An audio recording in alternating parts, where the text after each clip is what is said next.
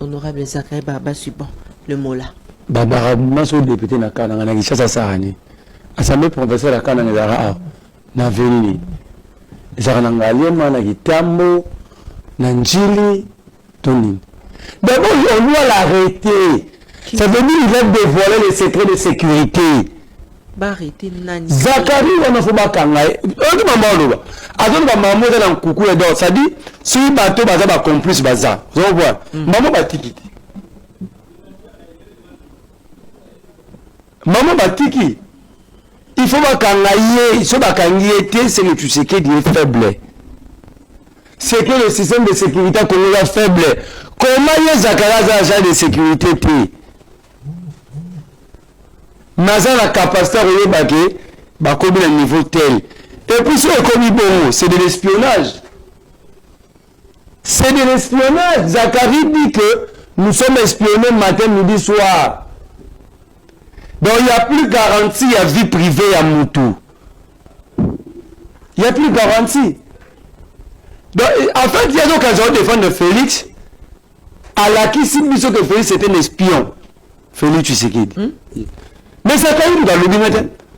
À lobby en côté, à lobby. À lobby de bazo la bateau la biso nyonso. Oh, quand vous lisez la communication, ça c'est privé. La vie privée est sacrée. Donc là ils sont dans le moi si na sur la maman bolino na bayoki. C'est ça que Zachary vient de dire. Et puis comment Zachary a eu accès à bana ba komo ya batu oyo baza déjà cité entre guillemets na ba service. Question, est-ce que tout ça sur le service de sécurité à niveau local?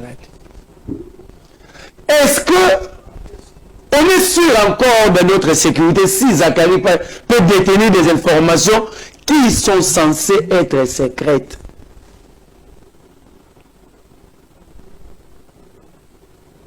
Qui a dit à Zachary qu'il faut arrêter, il faut Timothée Lenoir, c'est reconnu, Jacques Ndala, qui lui a dit ça? Pourquoi bateau bon, Zachary passe à la Belgique. Pourquoi on communique à Aboy? Ah bon? Oh, mais voilà. Là, on a un passeport belge. Si on a cause à vivre. Tout c'est mission. Donc, pourquoi on communique à un étranger, ailleurs, il infiltre même le système de sécurité. Ce qu'il a dit là est très grave. Il dit, hein, donc il a même lancé le message aux criminels et aux agresseurs. Altindi malobati pas agresseur que nanga yona bakagami bo sur la raté na Congo ba komi ko contrôler ba téléphone à bateau. C'est ce que à cause ça la bon temps. Mais quand il dit ça, vous pensez que sur les réseaux sociaux la Moko? Vous pensez que cette vidéo n'est pas virale sur les réseaux? Yo komi na monde na timela yo. Tombo tchangwa timela bino. Mais ba vidéo to monde na ba. Ba te ba nanga ba rimaji ba lo ba linga la te. Balobara français, il a désacralisé la sécurité. Comment on doit l'arrêter? Très bien. On doit l'arrêter. En fait, aujourd'hui, je considère Zachary Baba Basso un prisonnier en circulation. Comment il peut dire des choses comme ça? Je ne comprends pas les régimes qui Tshisekedi. Après, on a accusé la communauté internationale na Rwanda. La constitution. Qui a dévoilé les secrets de sécurité? C'est Zachary ou cette constitution? C'est Zachary ou Kagame? Alors, le vrai traître maintenant, c'est qui? C'est Zachary Baba Basso. Au lieu, le service les a habilités, parce que nous sommes là, nous avons c'est ce qu'on a en connivence. C'est ce qu'on a travaillé pour remonter tribu ou contre tribu. Le service a dit bah il y a des informations. Bah quand cette tribu pour décourager, Zachary a déjà des informations. Au monde tata mukolo bazaka warrior au monde que c'est mimi. Mimi na babozi bezana na Congo warrior. Au monde muso za mimi ya tabulei mais na Congo gaulois. T'as la conséquence moka ba gaulois na ba warrior. Même service de sécurité et comme na niveau Zachary Baba Basso makambo ba ben ngo ba service secret. Mais awa secret na mozaka. Maman Tatiana, nous sommes dans phare, dans la carte faux sceptique, les régimes. Il y a le bien. Baché bongo pour bailler bara. Baché en moto pour sécuriser biso.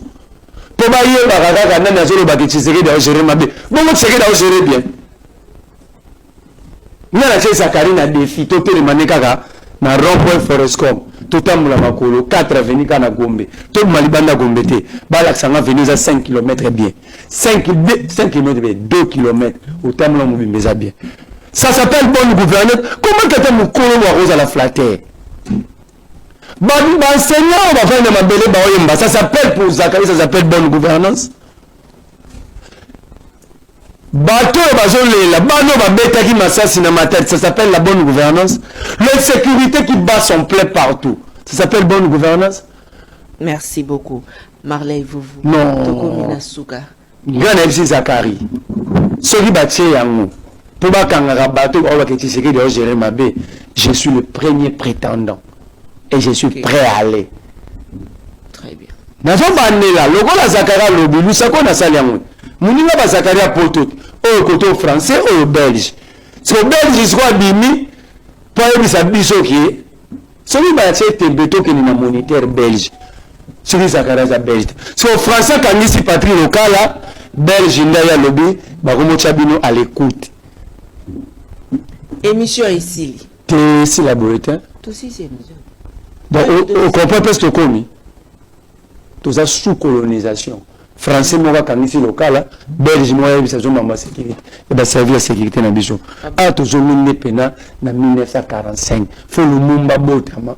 A comme on a 20 ans, to ban lobunda sur les panda. Très bien. Assimi cardinal Ambongo. Quand vous mettez Zakari en termes de valeur, vous mettez le cardinal Ambongo une échelle à 0 à 10. Est-ce que Zakari a beaucoup matin sous les pieds il y a cardinal Ambongo? Pour la nuit de si bruit. Ça s'appelle malédiction. Au monde mukolo warrior, c'est malédiction. Suite à ma vidéo, on a ça qui a politique. Na annulé spectacle le 21 décembre. Il a dit qu'il y a lobby samedi le 21 décembre pour nada na insécurité. Bazo menacé, mais pas bateau. Faut pas kangisanga, faut pas kangangai. Oh bazo tindangai. Bona loba mabe pona mboka. Na aji tanga mukolo, na habité sur la aveugle. To na mona ga bien te. Yango suite insécurité wala.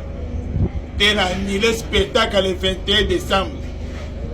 Parfois il a nyos. Merci pour notre soutien na bino. Bande kolanga tout. Merci pour notre soutien na bino.